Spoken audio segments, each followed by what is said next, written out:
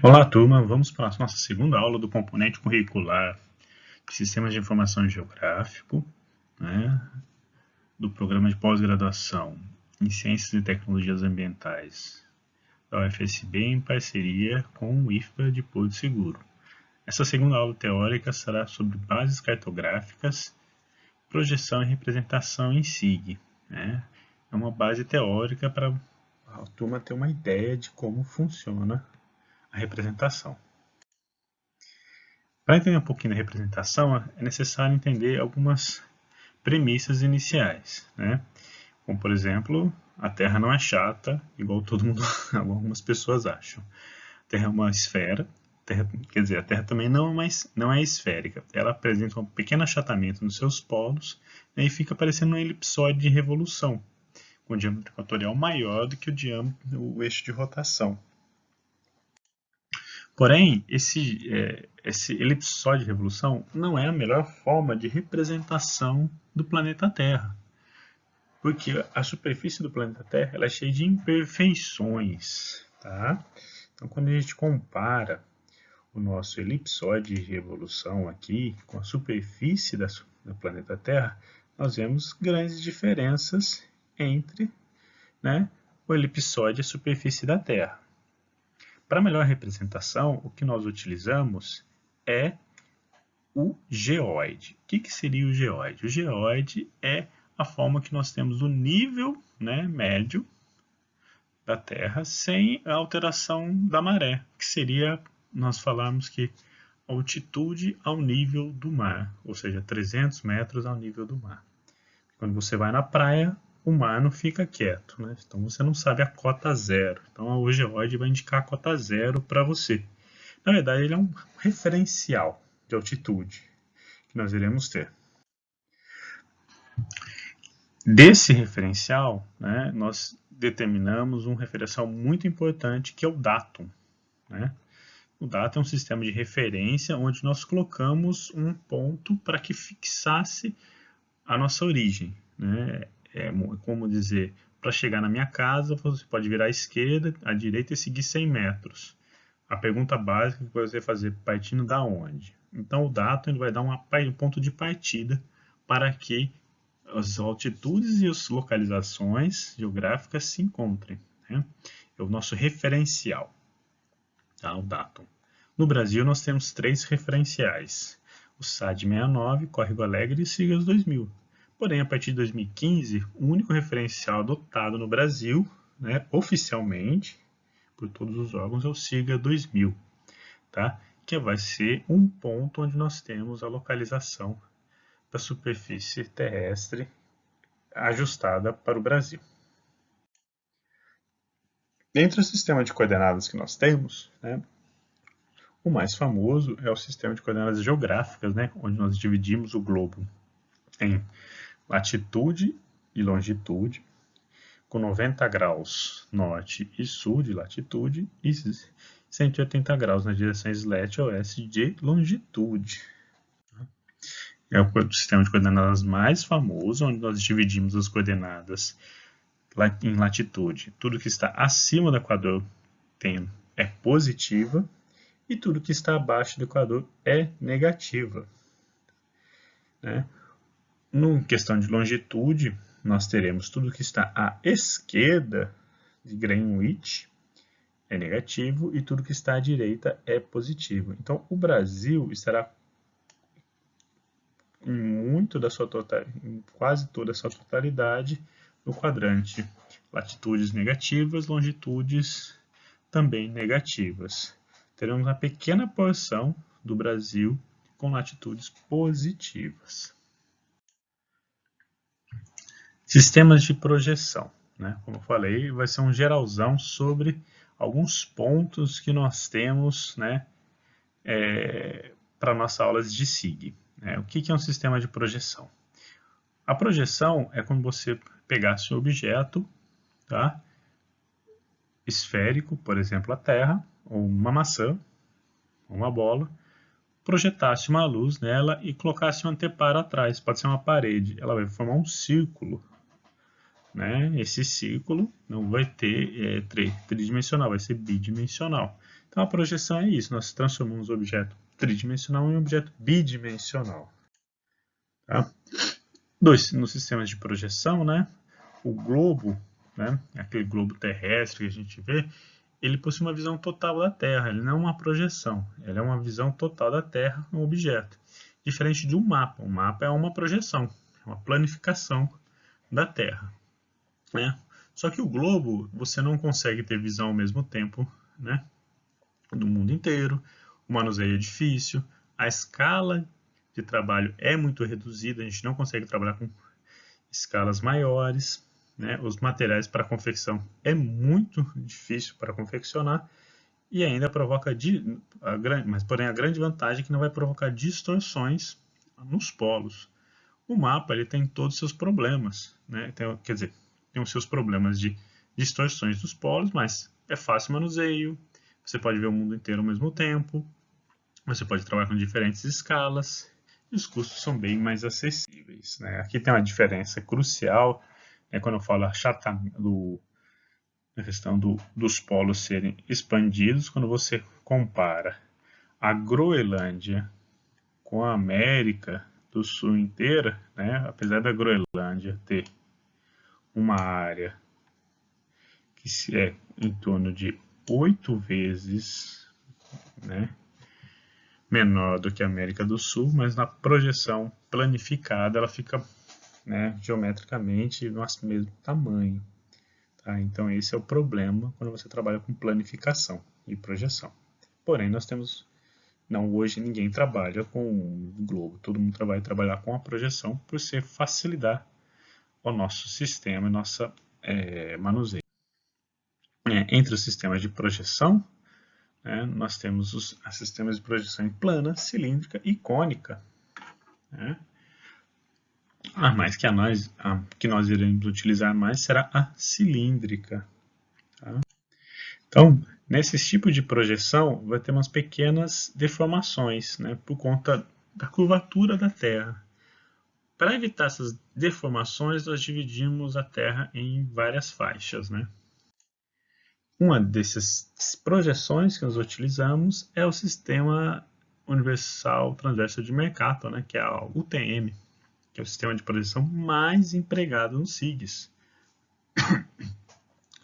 A adoção, né, de cartografia cilíndrica trabalha com os paralelos e meridianos equidistantes. Né?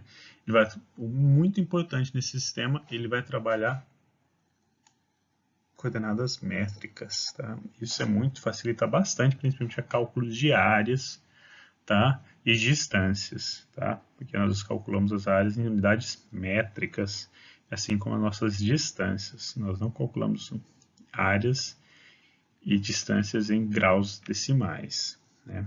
Então a Terra ela vai ser dividida em 60 fusos, tá certo?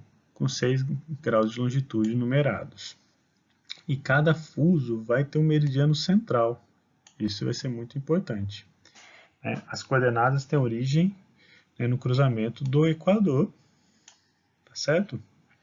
Então vamos ver como é que esse sistema funciona. Aí um detalhe, ele tem uma limitação, ele não trabalha nos polos, ele tem uma limitação de funcionar até 80 graus sul e 80 graus norte de latitude. Então como é que ela vai funcionar? Nós estamos, né, no quadrante aqui, o Brasil, nós temos 1, 2, 3, 4, 5, 6, 7, 8 fusos dentro do território brasileiro, né? Nós que estamos na Bahia aqui, ó, nós estaremos nessa porção aqui, nós estaremos no fuso 24, certo? Então o nosso fuso vai ser o fuso 24. Dentro desse fuso ele vai ter um meridiano central. Aqui fica um pouquinho torta a linha, mas ele vai ter esse meridiano central aqui, onde nós iremos, a partir desse meridiano, desenhar nossas coordenadas. E como são desenhadas nossas coordenadas? O nosso meridiano central do fuso, tá? Ele vai ter nossas coordenadas a partir, né, da origem com o cruzamento do Equador. Tudo que estiver do Equador, tudo que nós estivermos abaixo vai começar na coordenada y, vai começar com o valor de 10.000, e quando for para baixo, ele vai diminuindo de valor a coordenada. Ao contrário, quando ele vai em sentido norte, nós começamos com o valor de 0 e ele vai aumentando o seu valor. No caso isso é o caso da coordenada y, tá? No caso da nossa coordenada x, tá bom? O fuso, né, a origem aqui do meridiano, ele vai ter um valor de 500.000 metros, tá certo? E aí, quando nós vamos para a nossa direita, nós aumentamos o nosso valor, né? O valor aumenta, certo? Então, vou colocar uma setinha aqui para cima para simbolizar que o valor aumenta. E quando nós vamos à nossa esquerda, o nosso valor diminui aqui. Então, a coordenada ela vai ficar representada, né? Aqui tem um exemplo de um ponto, o ponto M. Ela vai ser, por exemplo, 200.000 metros de coordenada y e 100.000 metros de coordenada x, né? Então, ela vai ficar mais ou menos representada desta forma. Desculpa. 600.000 metros de coordenada x, porque ela aumentou 100 mil metros, 100 quilômetros, e ela diminuiu 200.000 metros, né? Então, a coordenada y vai ser 9.800.000 metros. É como está colocado aqui. Peço desculpas pelo erro. Né? Outra geral que nós vamos dar na questão da representação de dados é os dois modelos que nós temos. Nós temos o modelo vetorial e o modelo matricial. Ele tem duas diferenças cruciais aí. Vamos dar uma olhada em cada uma dessas diferenças. No modelo vetorial, né, eles vão ser representados por linhas, pontos e polígonos, tá? E a grande questão do modelo vetorial, eles não precisam preencher todo o espaço. Por isso que nós chamamos ele de modelo discreto e não modelo contínuo, né? Então, vamos ver como é que é o tipo de modelo vetorial que nós temos. Nós podemos ter pontos, linhas e polígonos. O ponto pode ser, nós podemos representar postes, poços, edifícios, pontos de coleta. E linhas nós representamos rios, rodovias, curvas de níveis. Polígonos, né? Nós representamos sempre áreas fechadas, né? Estados, tamanhos de terra, áreas de coleta, grandes. Então, nós sempre representamos uma representação de uma área, bacias hidrográficas. Tá? E o modelo matricial, ele é um modelo formado contínuo, ou seja, ele ocupa todo o espaço, mesmo que não tenha informação dentro desse espaço. Esse é um modelo que a gente utiliza bastante, tá? Porque os computadores, todas as telas digitais utilizam esse tipo de modelo, que é o modelo matricial, tá? Formado por células, né? A célula que nós chamamos de pixel. Então, na nossa representação matricial, né, a célula vai ter um ponto de origem, tá? Aqui, né, onde nós temos uma organização, né, entre linhas e colunas, tá certo? Então, se eu colocar um ponto, esse pixel aqui, ó, ele vai estar representado na minha linha 2, coluna 3, né? E o nosso agrupamento de pixels vai formar a nossa imagem. Nossa imagem digital é formada por um modelo matricial. Todas as imagens digitais são modelos matriciais. Né? Fotografia, tudo funciona com modelo matricial, onde o tamanho da célula indica a resolução dela. Uma imagem, né, uma matriz de dados, é um conjunto de pixels. Né? Essa aqui é uma imagem, né, uma imagem de satélite, né, do sensor Landsat, do sensor TM, né, do satélite Landsat 5. Né? Então, quando a gente tem uma imagem aqui, eu vou dar uma aumentada no meu zoom aqui, nós iremos começar a ver nossos pixels. né? Porque a gente começa a ver o zoom. Diferente do modelo vetorial, quando nós damos zoom, nós não enxergamos pixels, nós continuamos a enxergar linhas, pontos e polígonos, né? É uma grande diferença entre o modelo matricial e o modelo vetorial é essa. E para finalizar a nossa aula, né, a nossa composição dos sistemas de informação geográfica, né, como é que funcionam os nossos sistemas? Eles funcionam por uma consulta aos nossos bancos de dados. Né? Ele tem uma interface, né?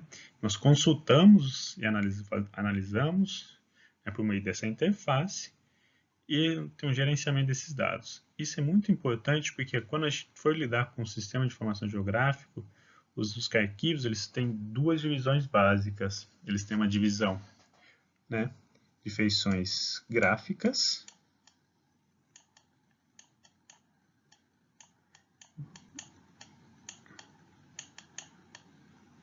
e a outra informação ela é tabela, ou informação tabular, tá bom?